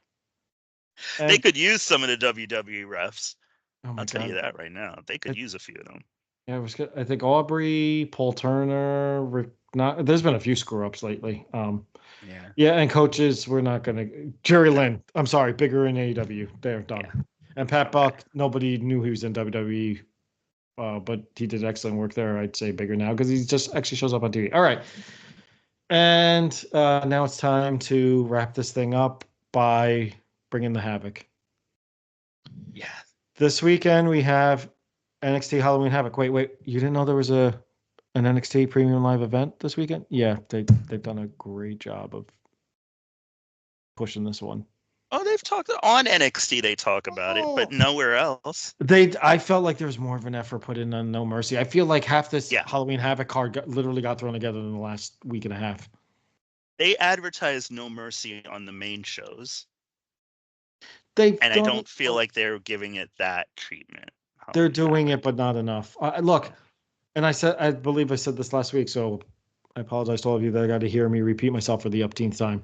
I was going to text you specifically because I knew the answer from Rob would have been. I was going to text you and say, hey, let's get a hotel. Let's go down to Hershey, stay overnight, hit Hershey Park, go to the show. And then I would have considered that. And then they got the Saturday night's main event tickets that went out, and we got those. So I was like, okay, NXT's out. And then as this late last minute booking for this NXT show, I'm like, you know what? And I'm actually curious how many tickets they've actually sold for this thing because I really don't think they did a good enough job marketing this one. No, I agree. And they've done better. Yeah. And I'm not putting it on the talent in this case. This is one of those cases where I put it on the machine and I say, hey, promote your shows. Yeah, this is okay. So I'm at Russell Tix. They just tweeted 3 hours ago. The current setup is for 5,863 seats. 5,145 have been sold. 370 in the last 5 days. So I guess that's a win. Right now, there's 718 tickets still available. This looks like an AEW setup. Bigger crowd at least for TV taping. Mm-hmm. Not necessarily bigger crowd versus an AEW pay-per-view. So I'm giving AEW its due there. For an NXT show, it'll sound like a bigger crowd just by virtue of the fact it's usually like 1,000 people. Yeah. And I'm like, And then I realized I'm actually reffing soccer at 4:00.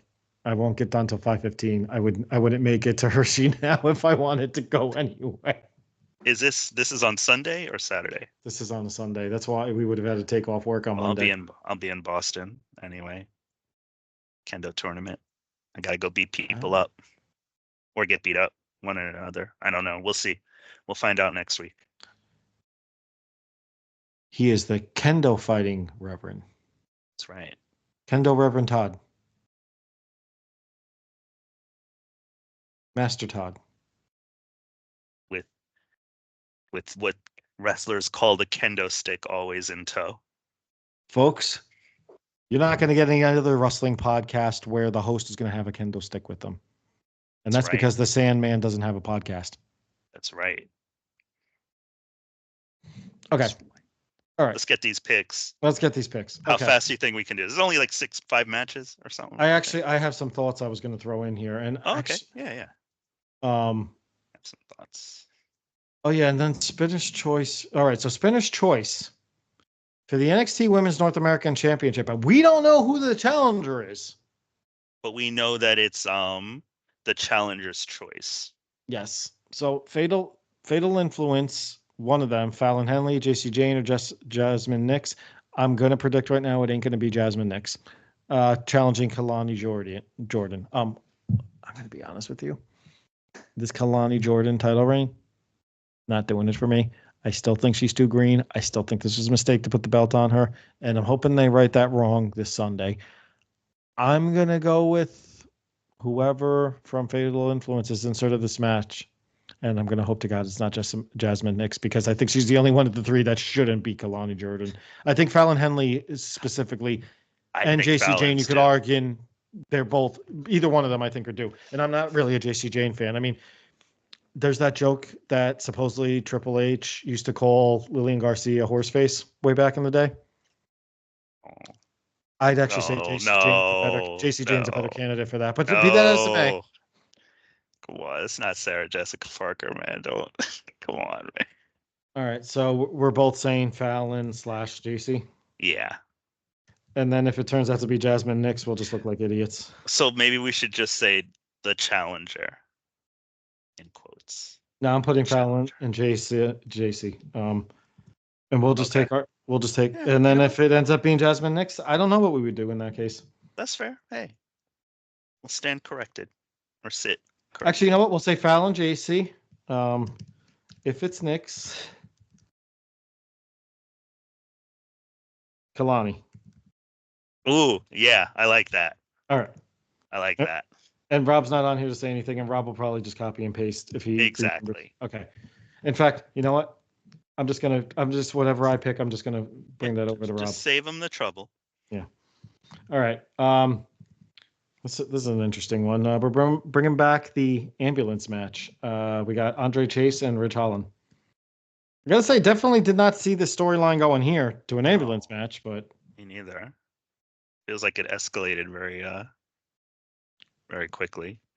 I think this is one that you got to keep that run for Ridge. I think you got to stick with Ridge here, and I figured you would agree to that, so I already put that in for you. All right, this one's going to be real interesting. So we have a tables, ladders, and scares match for the NXT North American Championship on the men's side. We have defending champion Tony D'Angelo, which I need to. Sorry, folks, my sheet I accidentally did a copy and paste from the last pay-per-view. So it said Oma was champion. Oma's not. Channing, Stax, Lorenzo, Luca, Crucifino, and Adriana Rizzo probably not going to be in Tony's corner after what went down on NXT last night. Or this week. So I'm going to strike them out. I'm curious to hear who Oba had take out Rizzo. Would be really interesting. We're getting a debut here with that.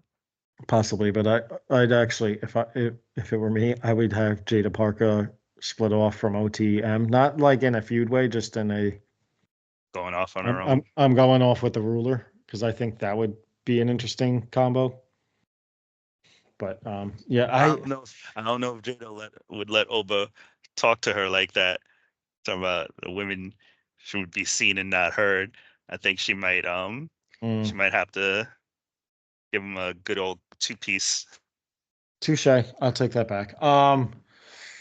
This is a toss up for me because I could see this being another Jey Uso situation, but But I also feel like Tony definitely deserves a little bit of a longer run than this. And it is NXT. It's not the main roster. Hmm. Any thoughts on your end? Yes, I think they need to see what they've got with Tony D'Angelo. Okay, I agree with you And there. I think he's gonna win. Obafemi right now, he It's doesn't not going to need the hurt. title. No, and it's not going to hurt him to lose. No. And he can lose this match and show up in the main event and nobody would blink. Yeah. All right. And this next match, as good as this match as I'm sure it's going to be, and this could be the show stealer in my mind. At the same time, the announcement of this match made me grateful I did not get tickets to this originally because I was like, a tag team match? Why wouldn't you just make it a triple threat Four-way. for the title or something? Or even Or a fatal four-way. four-way. Actually, a four-way. I would love a fatal four-way for this. That would, man. It's, oh, we're friends again with Cora Jade, but maybe not. Maybe we're not friends. Maybe she just knew how to get in the title picture. It would actually be like almost like not necessarily a tribute, but remember when the Four Horsewomen had an NXT Fatal Four-Way title match? Ooh, you're right. I'd put it on that level. I'd actually say the fans would be more interested in this one than they were for that one because I don't think Becky Lynch was really that over during her NXT run. Out of the four, no. She was the least over. I'm going Julia and Stephanie Baker. I just don't think they should be losing this match. But at the same time, if you want Cora and Roxanne's reunion look strong, then maybe they should win. I'm gonna go with Julia and Stephanie Baker. I'm gonna agree with you. Okay, good, Yeah, because I already pasted it there. nice. Thanks for that. All right, and last but not least, in the main event, we have a Devil's Playground match for the NXT Championship. It is now former champion Ethan Page, all ego, and Trick Williams. This is the one I wanted to talk about Let's get in it.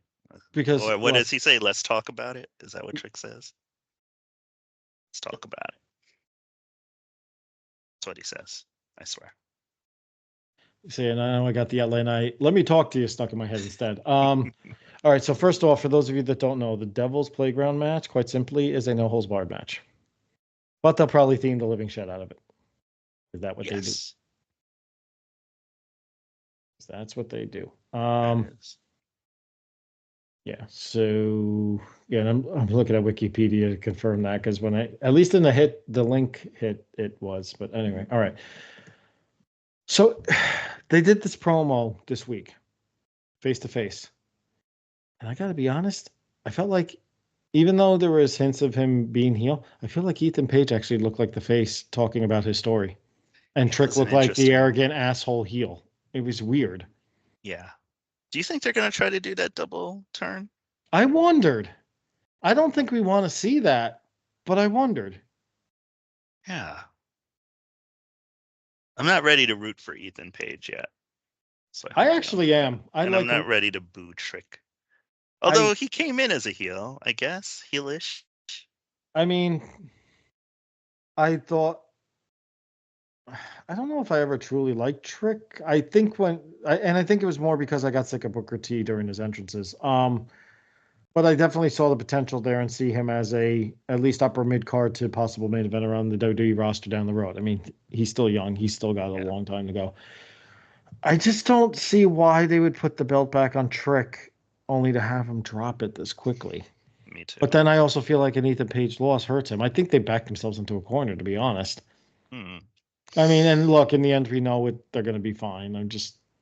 They're rising. Maybe I'm going to stick with Trick on this simply because I'm wondering if they're thinking move Ethan up to the main roster ASAP. That's a fair thought about it, I think. I'm inclined to think it's going to be Trick because I feel like this is the match that they're going to quote unquote toughen him up.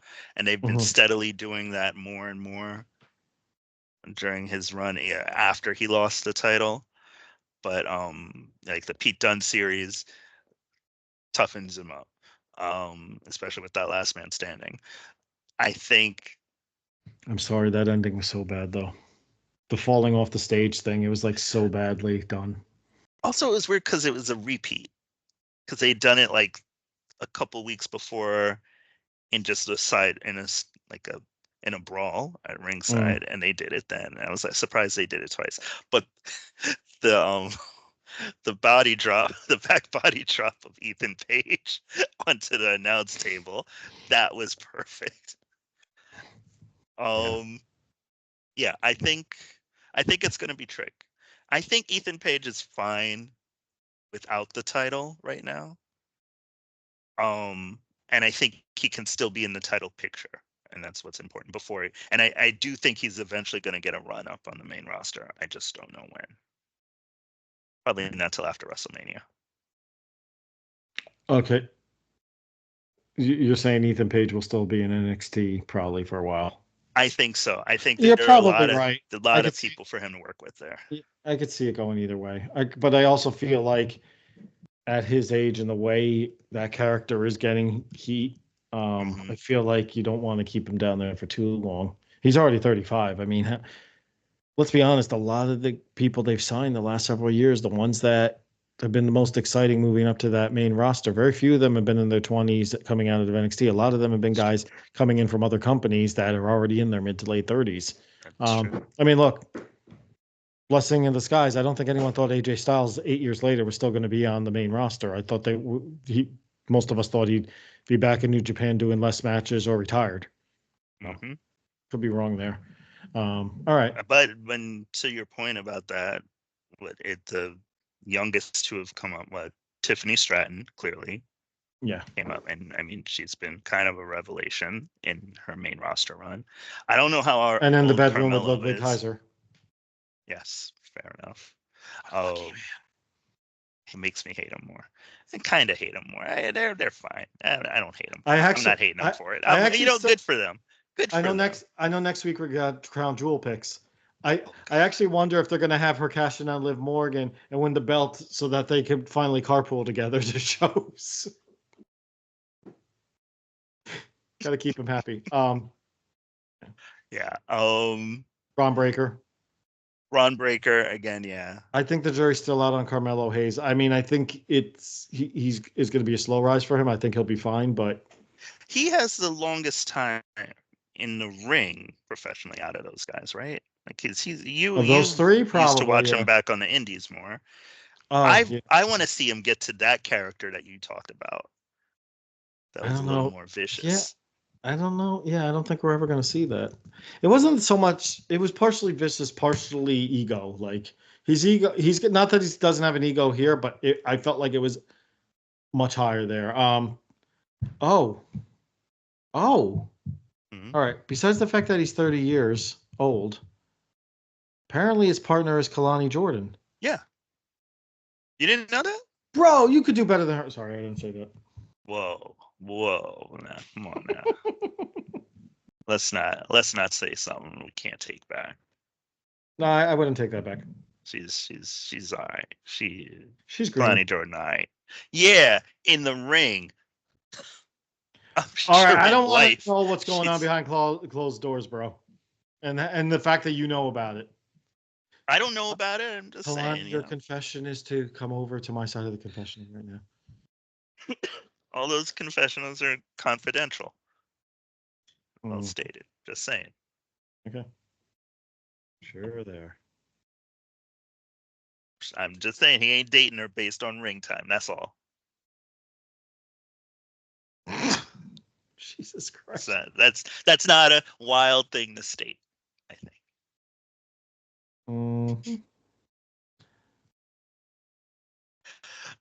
Oh man. Well, look. All right. On that note, I think we're just about out of time. I think we are. We don't want to hit the 2-hour mark. Later. No, I'm going to be honest. And this isn't necessarily a knock on the Devil's Advocate. I actually think this has been one of the best shows we've had, especially with the banter earlier. But I definitely enjoyed it. So don't worry, folks. This show wasn't a spit in the face. That's the name of the episode. We thank you for watching. Follow us on Instagram at the Sports Frenzy Podcast. We're Sports Frenzy Pod on Twitter, and we have a Facebook page, the first Sports Frenzy Podcast. It might come up as the OTBS. Definitely check out OTBS. I know they're continuing their great run of having youth football coaches as guests on the show. So definitely check that one out. We thank you guys for listening, and hopefully next week we will be having me open up with an imitation of John Sterling announcing the Yankees as the world champions. Have a great weekend, everybody.